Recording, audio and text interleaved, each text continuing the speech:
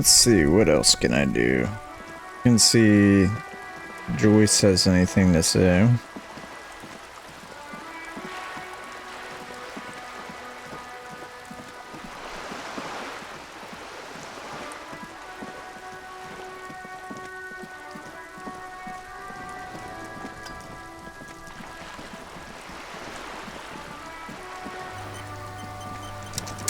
You're back. Good. What can I help you with? Of course. I am sorry to have been the... Of course. Of course. How else can I help? Guess not.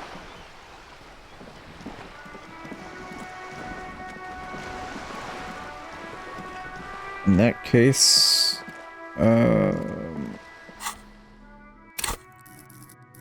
gonna increase hand-eye coordination. Oops.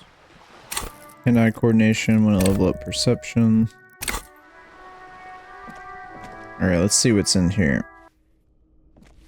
My perception's picked up on anything else.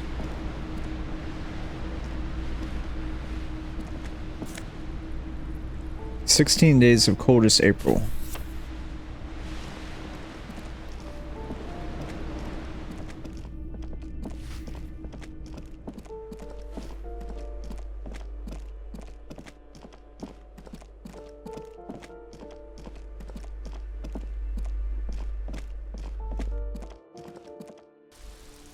I do have to be up here at 2100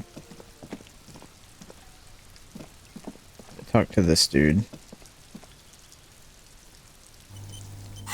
So let's look into our ledger. It's the ledger you found in the trash. A cabbage of papers. Can I read the case files now? With the permeable. Yes, you can piece them together using the alphanumeric code on the margin. It always begins with HDB 41. Then date of initialization and time of arrival on the scene, followed by the title. For example, HDB 41120111700, the Next World Mural. Wait, HDB 41 weren't those officer precinct? Why, yes, your precinct number is 41. And HDB. Every last alphanumeric in the files begins with it. And these are your case files. It's safe to say HDB are your initials. Wow, I don't know what to say to that. I got nothing here either. Logic really isn't the best faculty to have this conversation with. But it's the one you got. So sorry. Yeah, we're staying out of this business for now. HDB is bad news from yesteryear. It's shit, honcho. How long does it take to read a case? It takes about half an hour to piece one together, using the system you've devised. Where do you want to start? The Next World Mural. This one is relatively easy to reconstruct. Overnight on 1202, a graffito, nay, a mural, appears on an 8-story tenement overlooking central Jamrock. The building is a sparsely inhabited ghost tower, part of a failed real estate development called Grand Couronne. Cause of failure: rent too high. The mural is enormous.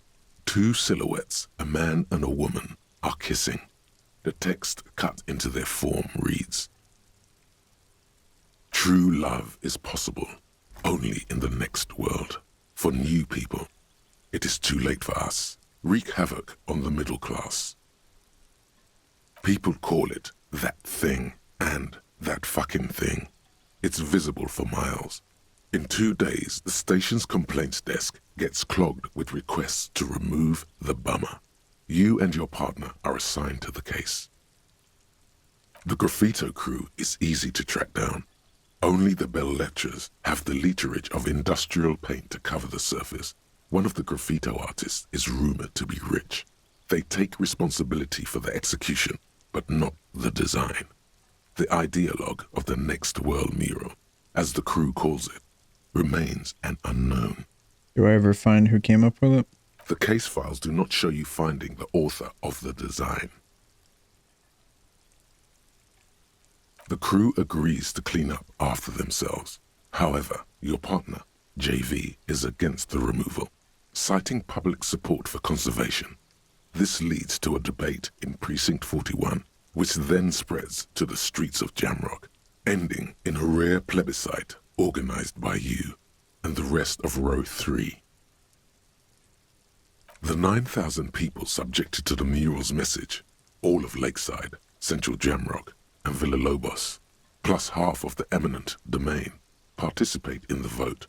Although the case begins with what appears to be a lot of rambling on the streets as to how juvenile and stupid the mural is, given a choice between two options. Keep the mural. A staggering 78% of voters choose to keep it. Turns out the opposition were a loud minority, and that love truly is possible in the next world for new people, and it is too late for us. Can't we wreak havoc on other nations instead? Did someone ask what you believe in, man with the smelly toilet ledger? What do you want to tackle next, or are we done? The unsolvable case. AKA Leslie and Burke, AKA the public indecency drunk and the property damage drunk, is a cursed case. It has been passed from unsuspecting officer to unsuspecting officer for 10 years. On January 29, the unsolvable case made its way to you. Why you accepted it, it is unclear. Every officer, and indeed most civilians in Jamrock, know it's unsolvable. Leslie will always take his pants off when he's drunk. Burke will always trash everything. It's just what they do. It is their nature. You cannot change the nature of a man, and you can't lock them away because public indecency and small-scale property damage are not punishable by incarceration. The only way for Leslie to stop flashing his genitals to bypassers and for Burke to stop dismantling signage and rear-view mirrors would be for them to stop drinking alcohol, which, in their 40s or 50s, it's hard to tell because of their distorted features, is a medical improbability on par with you ceasing to produce the expression. Couldn't we just keep them off the streets? You would think that, but you're wrong. Where's the fun in exposing your genitals or breaking stuff in your own home? No, Leslie and Burke are on the corner of Main Street and Perdition, because that's where the action is. Can you keep yourself off the streets? Proceed. Threatening, fines, dragging them to the station, locking them up in the hellholes they live in, locking them up in the station, hypnotherapy, even trying to get the local gang of Zemyaki to take them out. The Zemyaki gave them ethanol, so Burke and Leslie would expose and rampage even harder. You tried it all, and still the complaints wouldn't stop, as they hadn't stopped for 10 years. It's plain to see from the files that you, Satellite Officer JV, and Special Consultant TH had more important cases to attend to.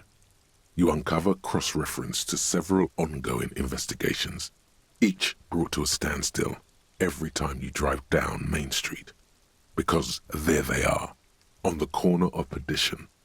And what is Leslie doing? Public indecency. Good. You're learning.